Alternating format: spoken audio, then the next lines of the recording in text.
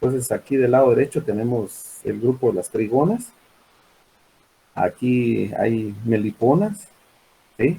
Algunas otras trigonas que se muestran acá, ¿sí? Aquí también tenemos abejas carpinteras y tenemos abejas Eliminar de el las orquídeas. nitrógeno, Entonces ¿verdad? es una gran diversidad, Bueno, ¿va? hay Ustedes varias ya formas saben de de que nitrógeno en el suelo, ahorita es la aquí pues cosa. nosotros También, estamos prácticamente trabajando el grupo de la tribu Meliponini. Eso es lo que nosotros estamos observando. Pero yo para mostrarles de que la las región abejas anal, sin a aguijón pues las incluyen una gran diversidad y eso es lo que nosotros vamos a conocer.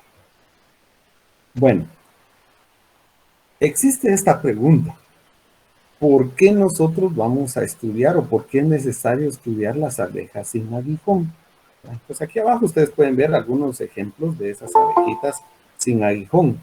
Tanto, ¿cómo se llama? Abejas sociales, como estas que se muestran acá en estas gráficas, acá la parte inferior, estas. Estas son las abejas sociales y estas abejas solitarias, ¿sí? Entonces, ¿por qué es necesario estudiarlas?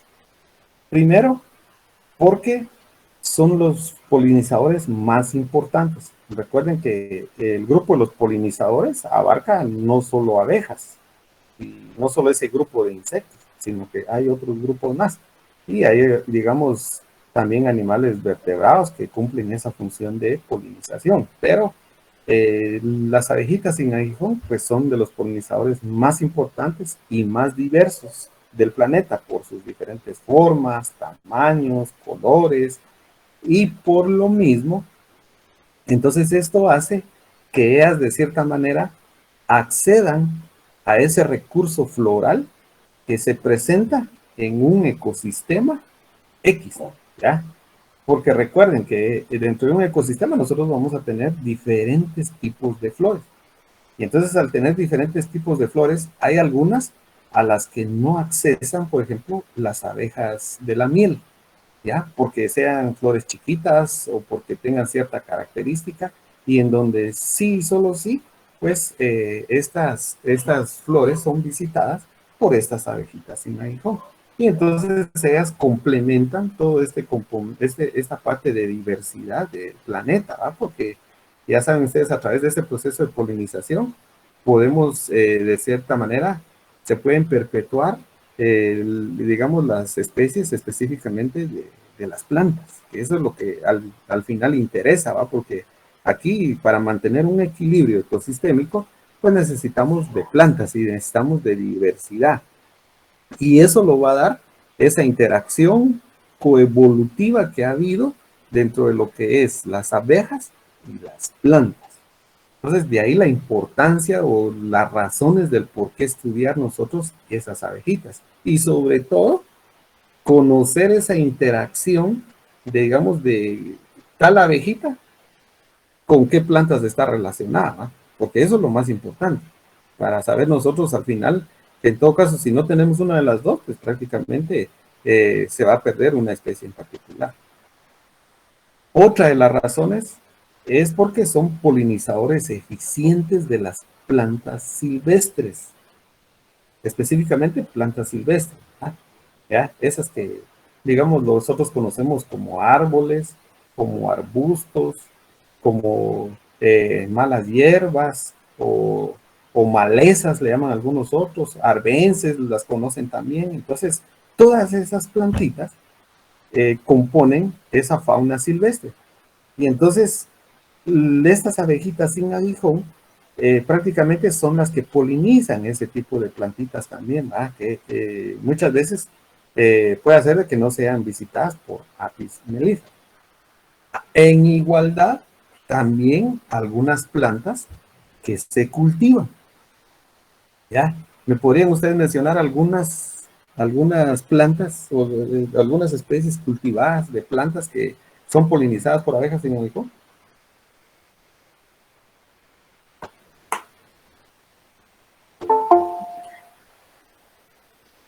Les pregunto, ¿se conocen algunas plantas? El tomate ígeno. Los girasoles. El tomate, sí, los girasoles también. Estamos hablando de plantas cultivadas, ¿verdad? O sea, esas que nosotros sembramos para obtener un beneficio como tal. ¿Qué otras? A ver si se recuerdan. El melón, la sandía, Café es una que también es muy útil. La mango. Mango, correcto. melón y sandía. Melón y sandía, aunque esas son más polinizadas por apis. Zapote, nance. El maíz, Recuerden que el maíz es una planta que se autofecunda. Entonces, normalmente las abejitas del maíz solo lo que obtienen es polen. ¿De acuerdo? Entonces, por eso que nosotros aprendamos a diferenciar de ese tipo dentro de la polinización, ¿va? Las que se autopolinizan y las que necesitan una polinización cruzada. Son las que necesitan de las abejas para poderse polinizar. ¿De acuerdo? Va, entonces ya se dieron cuenta, igual están la mayoría de las rosáceas, de las plantas que están dentro del grupo de las rosáceas, entiéndase, algunos frutales como manzana, melocotón, durazno, ciruelas, todo eso es, de cierta manera, nueces están relacionadas con estas abejitas también sin aguijón. Entonces de ahí la importancia. Maracuyá también es otra de las plantas que cultivadas que de cierta manera pues son polinizadas por estas abejitas que nosotros denominamos sin aguijón. Bueno, recordemos que más o menos nosotros tenemos aquí a nivel de todo el mundo 20.000 especies son conocidas e identificadas ya de estas abejitas sin aguijón. Para Guatemala más o menos hay un registro de 400 especies, ¿ya? Entonces, sí, de cierta manera, todavía nosotros estamos en un término medio a nivel de nuestra región, que es Centroamérica, pero eso es porque todavía hay mucho por qué ir a muestrear y a monitorear de abejas. Entonces, como les digo, pues si ustedes están interesados en esta temática, es importante pues que ustedes tomen en cuenta que hacer colectas, hacer clasificación, hacer taxonomía, es importante para ir reconociendo nuevos individuos o reconociendo nuevas especies que de cierta manera nosotros podamos tener en nuestro país. Ya les comentaba, el grupo del SECON, que es el grupo que más ha trabajado las abejas aquí en nuestro país, pues ellos han hecho diferentes investigaciones en diferentes proyectos que ellos han realizado, pero no han cubierto, o sea, sí han cubierto, ellos mencionan ahí van a ver más adelantito los datos que yo les muestro del registro, sí los departamentos, pero algunas partes, ¿va? Algunos municipios, no es todo, ¿va? Lo ideal sería que, por ejemplo, nosotros empezáramos a conocer y a detallar la taxonomía de las abejitas de cada departamento y cada uno de sus municipios, por lo menos, ¿va? Para que entonces sí nosotros ya vayamos teniendo, digamos, un mapeo de lo que sería, digamos, esta parte de las especies. Y lógico que si eso nosotros lo hacemos, se incrementará este número, ¿eh? Porque según Ayala menciona que más o menos aquí nosotros al final podamos tener más de 1.000 especies a nivel de país, ¿va? Según los datos de los registros que se tienen actualmente. Entonces, es otra razón del por qué estudiar y conocer a las abejitas, ¿verdad? Porque hay más especies que quizá todavía no están registradas para nuestro país, ¿ya? Otro, la importancia cultural que tiene. De eso ya no voy a platicar, porque eso fue toda una unidad un tercio de una unidad que nosotros vimos sobre ese componente cultural. Y la otra parte es la de la producción de miel. Recordemos que son abejitas sociales. Entonces, por lo mismo, ellas guardan recursos que nosotros utilizamos y dentro de esos está la miel. Entonces ya van a ver ustedes las características, las propiedades que tienen esas mieles más adelantito, porque tenemos un laboratorio específicamente de eso, de mieles. Entonces ahí es donde detallamos todos esos elementos de la parte de la miel, tanto de apis como de estas abejitas sin aguijón. Bueno, acá en estas imágenes que ustedes están observando, se muestra lo que es el origen y la distribución de estas abejitas sin aguijón. Entonces, podemos ver que, digamos, uno de los centros de origen de estas abejitas es América. África, Asia, y hay un componente de Australia, que de cierta manera son, digamos, de los centros de origen de la parte esta de las abejitas sin aguijón, ¿sí? Entonces, aquí estamos, de cierta manera, nosotros viendo que estos animalitos, sí, de cierta manera, siguen ese patrón de cierta manera acomodarse más a la parte tropical, ¿sí? Ustedes lo pueden ver aquí, ¿va? Dentro de su centro de origen, que sí siguen ese patrón de acercarse a ese gradiente latitudinal, ¿va? Que está de cierta manera en lo que es el Ecuador y digamos, parte cercana a él, ¿va? Entonces, esa sería la parte de origen, donde surgieron estas abejitas y dónde están presentes. Entonces, vean ustedes, América está bien representada a través de, digamos, toda la región neotropical, toda la región neotropical, que es el área total de distribución. Entonces, toda esta área que ustedes ven aquí en verde, esta constituye de cierta manera el área de distribución de estas abejitas, ¿sí? Entonces, para el caso de nosotros, abarca la región neotropical que va desde la parte sur de México hasta Argentina, ¿sí?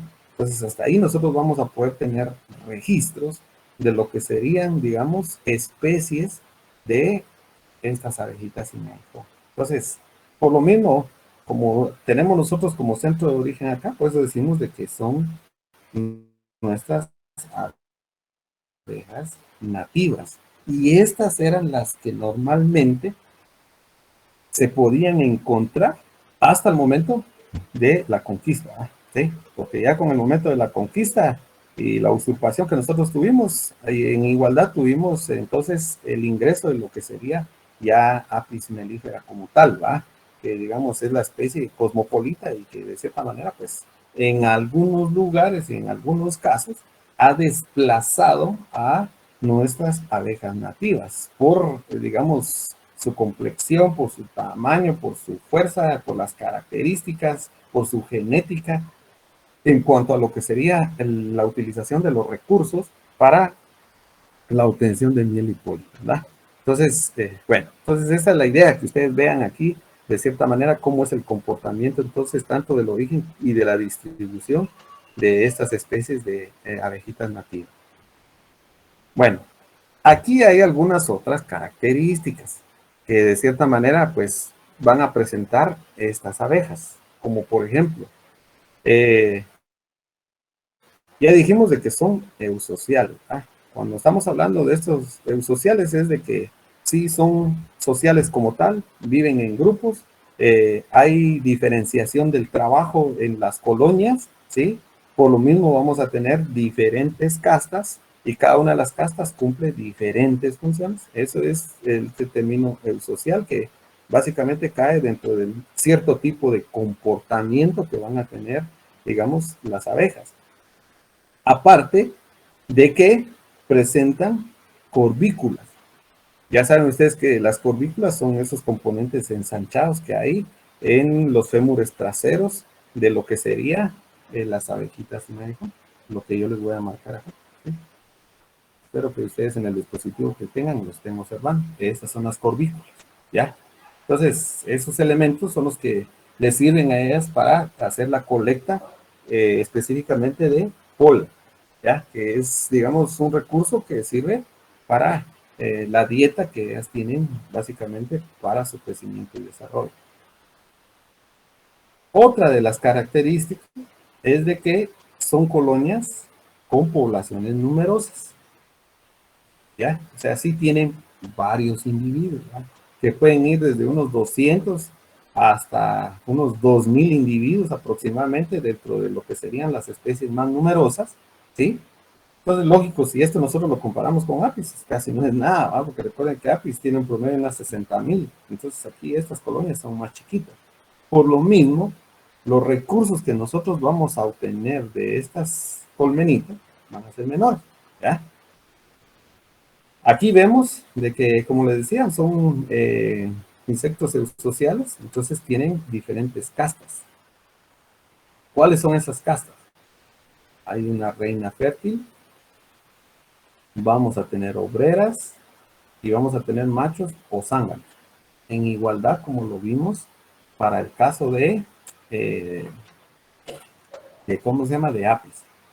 Aquí la diferencia es de que hay una reina fértil y pueden haber otras reinas que no son fértiles, pero que todas, de cierta manera, pueden convivir dentro de una misma colonia, cosa que no pasa en apis, ¿verdad? Ustedes ya saben las razones de por qué no pasa eso, ¿sí? Bueno, aparte de eso,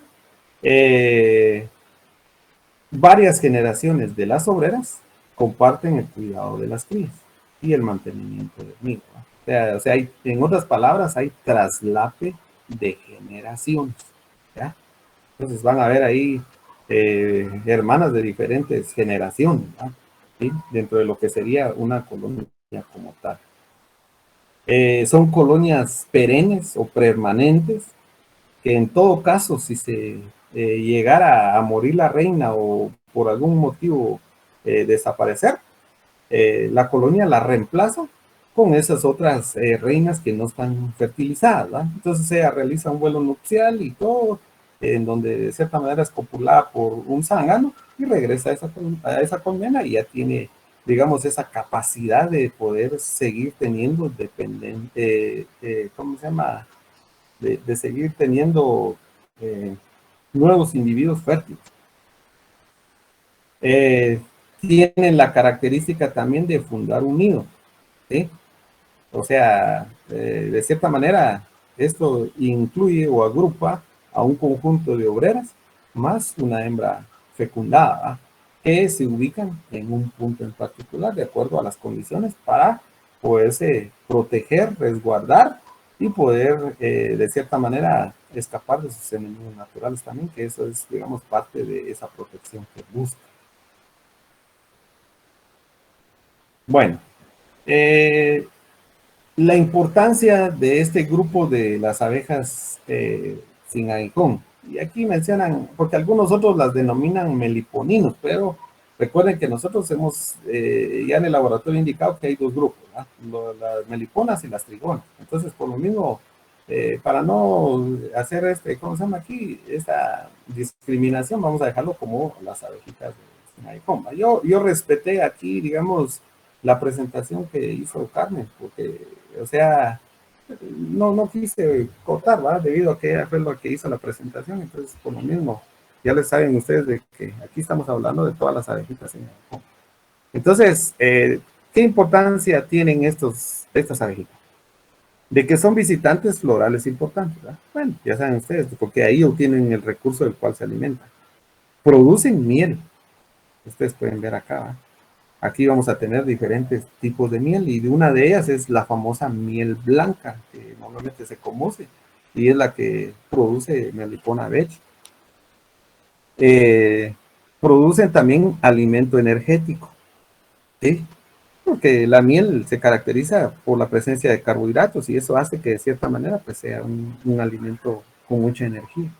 Además, esa miel que produce tiene propiedades medicinales.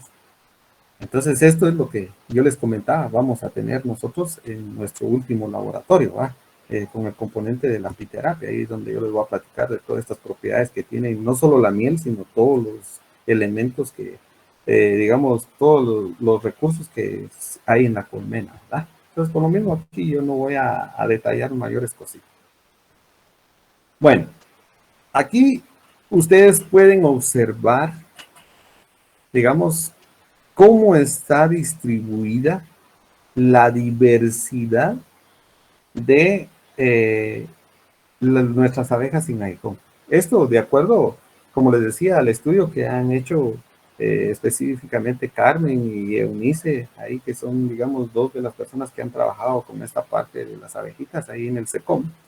Y entonces ellas han elaborado este mapa de distribución, ¿va? En donde ustedes pueden ver cada uno de estos puntitos que están acá, digamos, son puntos de colectas que de cierta manera ellos han hecho de las abejas.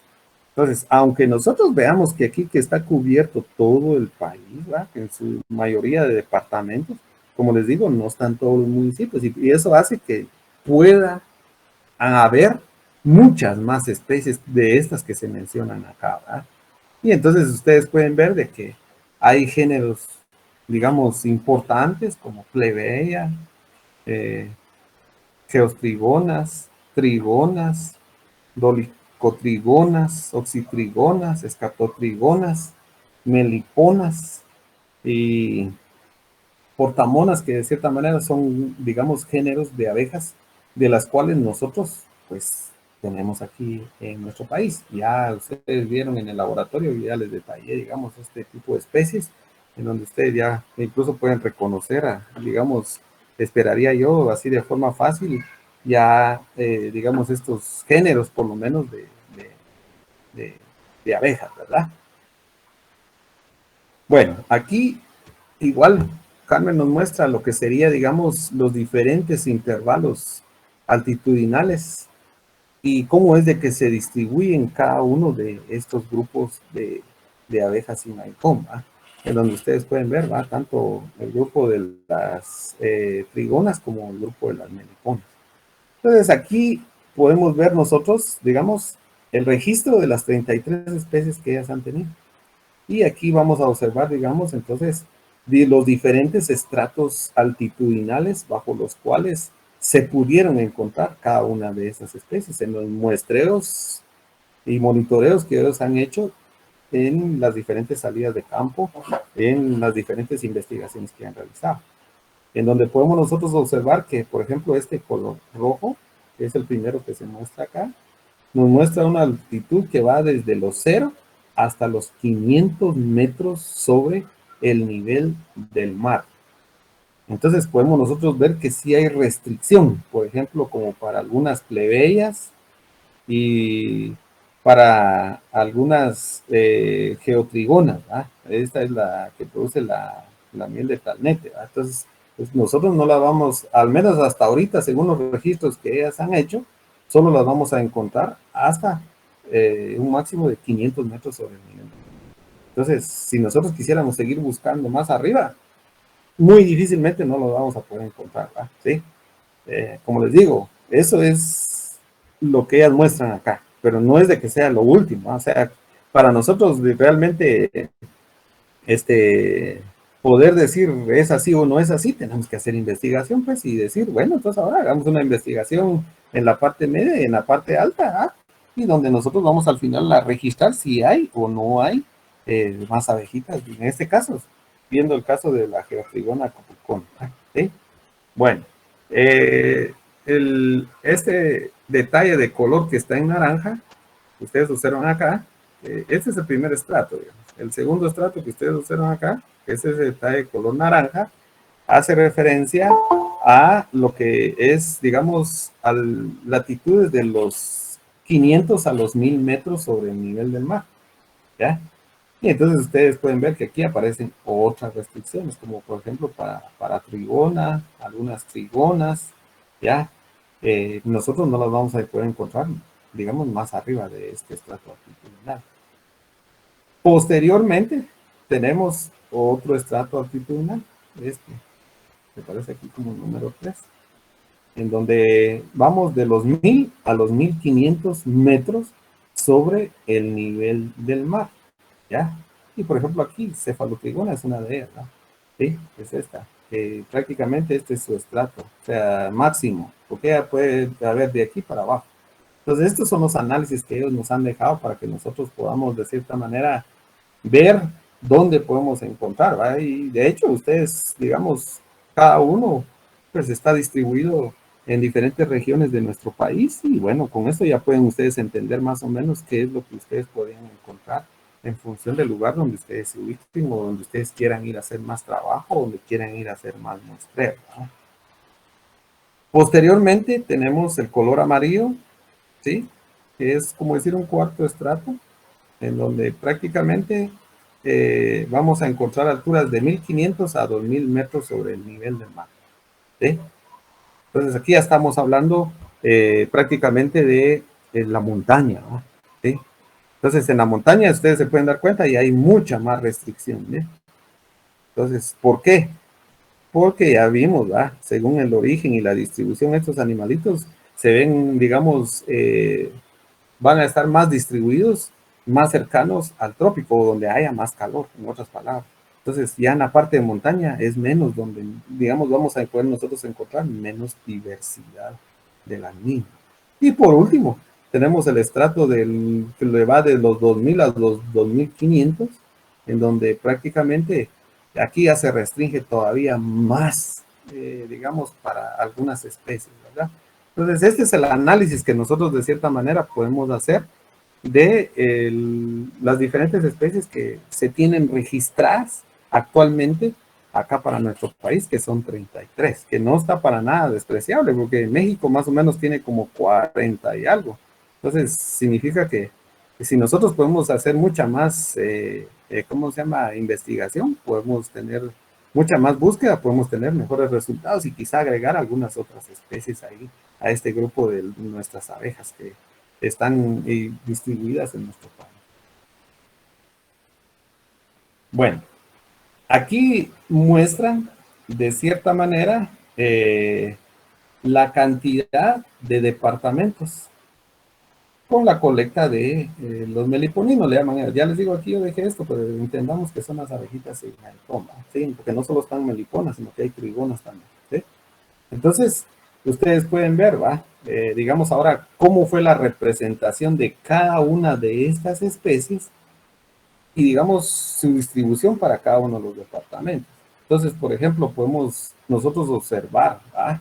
Aquí que, por ejemplo, este análisis de estas últimas dos, que es la Trigona fulviventris y la Portamona bileniata, que ellas están bien distribuidas, ¿va? Por arriba de los de 14 departamentos de 22, 21, no sé cuántos tenemos en realidad, ¿sí? Entonces, sí hay una muy buena representación, ¿no? Por lo contrario, tenemos a estas especies, ¿sí? Por ejemplo, Atrigonisca maya, Plebea pulvopilosa, Plebea llorenti y Fresiomelita nigra, que prácticamente ellas casi solo aparecen registros para un departamento nada más. Entonces, veamos, ¿no?, los contrastes. Y esta sería, digamos, la parte intermedia o, digamos, normal de la distribución, en donde prácticamente vamos a encontrar la mayor diversidad de especies, ¿no?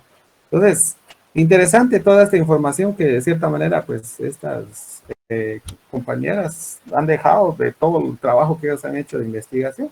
Y pues, como les digo, para que ustedes se van tomando una idea, pues, de cómo está todo este rollo, la distribución y ¿cómo se llama? Nosotros, ¿a qué nos podemos encontrar dependiendo del lugar donde nosotros estemos ubicados?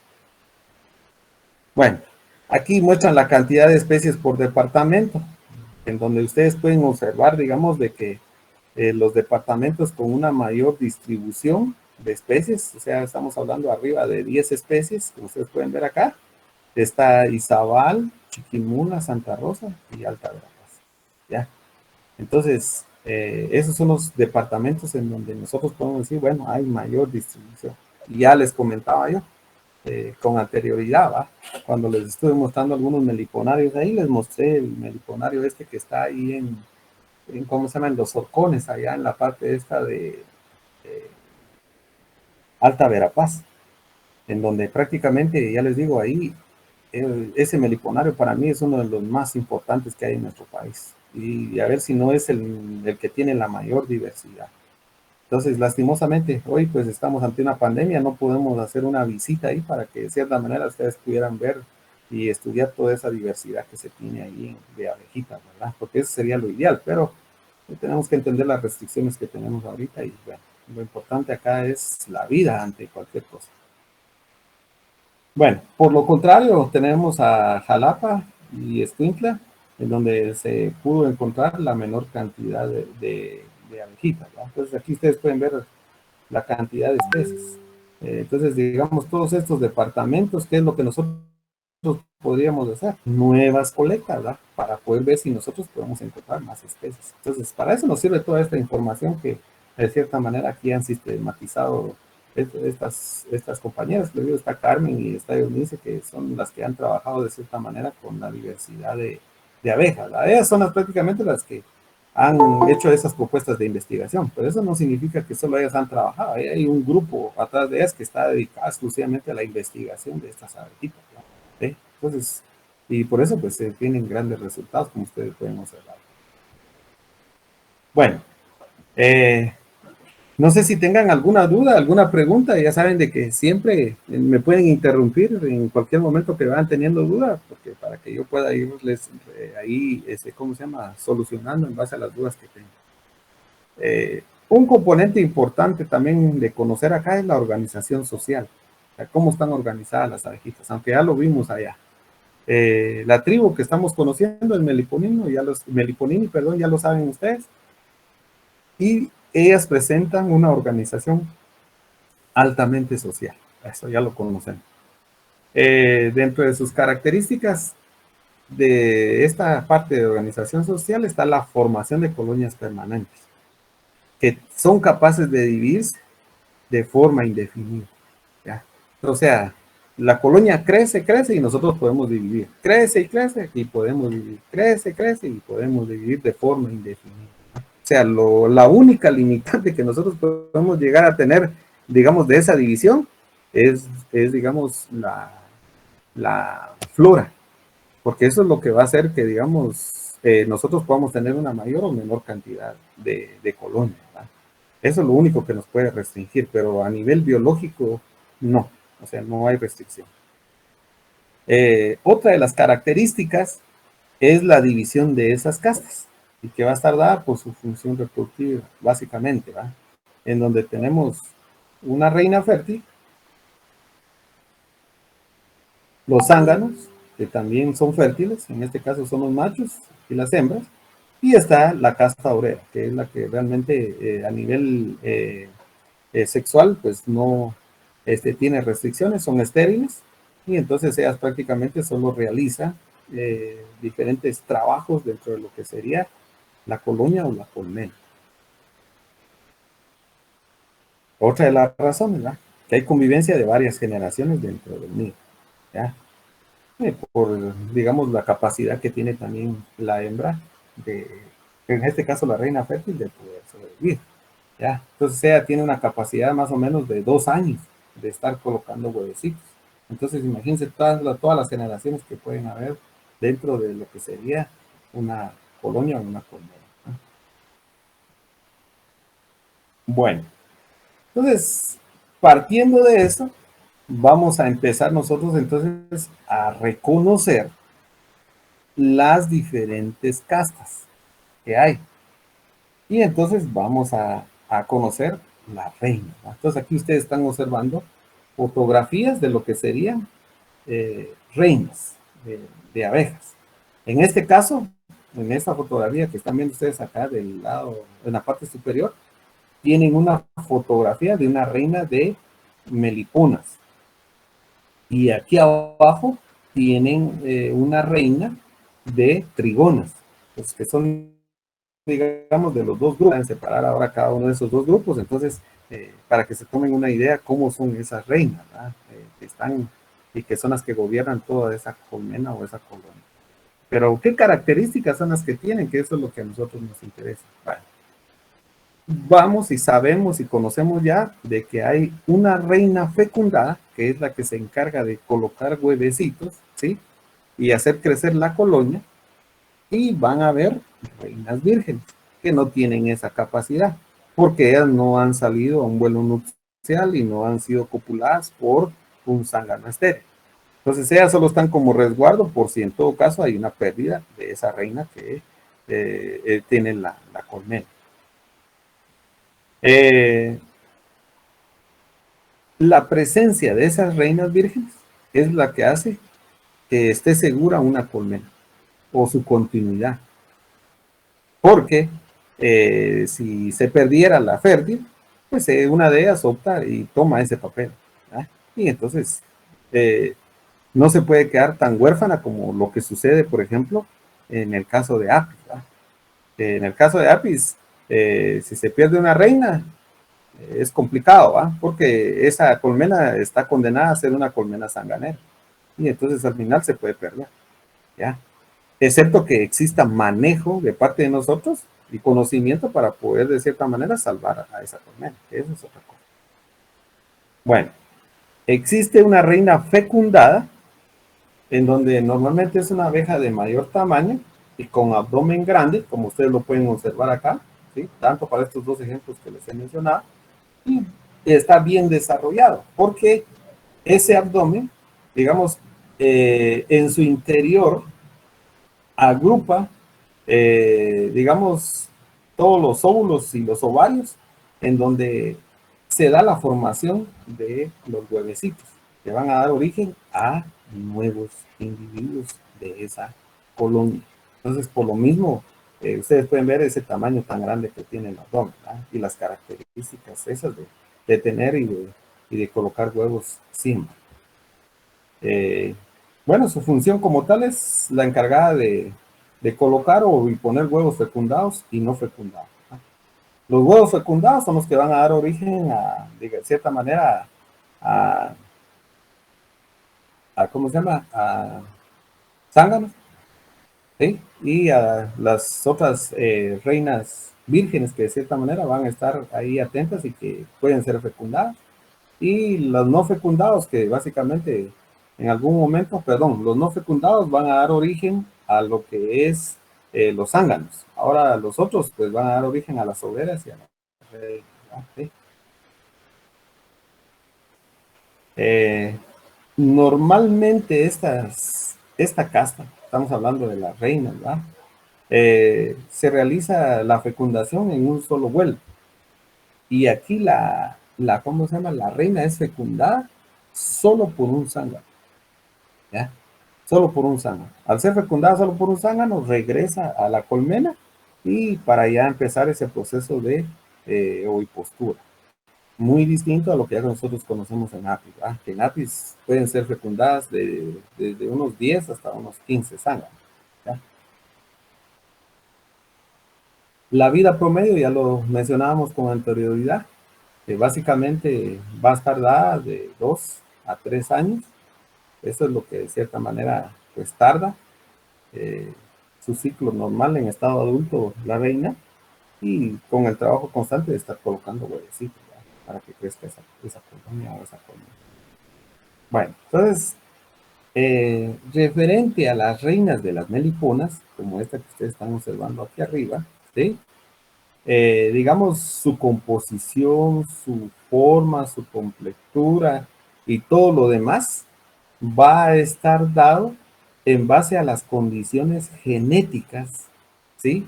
De las cuales se le han sido heredadas, más las condiciones del medio ambiente.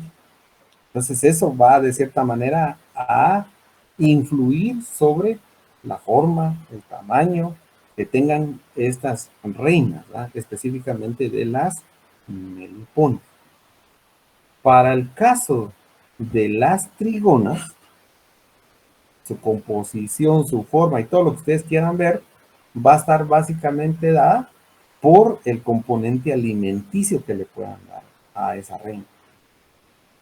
Y de ahí que entonces van a haber unas más chiquitas, otras más grandes, pero eso va a depender, como les digo, de este componente de alimentación. Muy distinto al caso de las meliponas, que ahí sí ya incluye otros elementos, ¿va? Aparte de la alimentación, que es la genética y el medio ambiente, como les mencionaba yo. Bueno, entonces, esto es, digamos, lo que nosotros podemos reconocer así de manera general de lo que serían, digamos, esta casta de las reinas, ¿va? Que de cierta manera es una de las importantes dentro de una colonia porque es la que hace crecer a la colonia, y pues mientras más individuos tengamos, vamos a tener, digamos, mayor obtención de recursos por parte de esa colmena, ¿verdad? Entonces, no sé si tengan alguna pregunta, alguna duda acerca de esto que ¿cómo se llama? Que acabamos de conocer acá.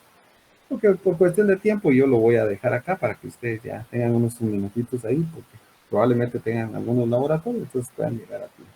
Entonces, no sé, pues quedo anuente ahí a sus preguntas, a sus dudas, a sus inquietudes que tengan.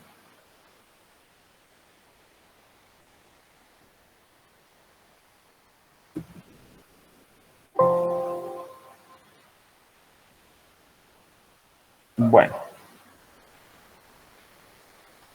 si no hay dudas, entonces por hoy lo vamos a dejar aquí, jóvenes. Y entonces yo los veo de nuevo el día de mañana. ¿Sí? Feliz tarde para cada uno, pues, y yo los veo mañana. Feliz tarde, ingeniero. Gracias, Feliz tarde, ingeniero. ingeniero. Feliz tarde, ingeniero. Pero Hasta mañana. Feliz tarde.